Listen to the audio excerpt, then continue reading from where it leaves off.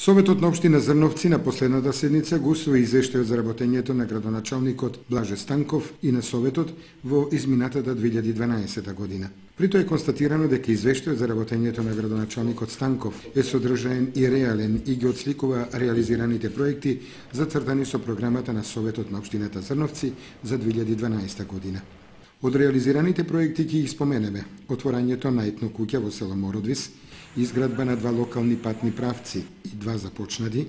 потоа изградба на 2 цркви во Мородвис и Видовишти и реконструкција на црквата Свети Димитрија во Зрновци. Од проектите кои се реализирани ќе споменеме изградбата на салата за венчавање,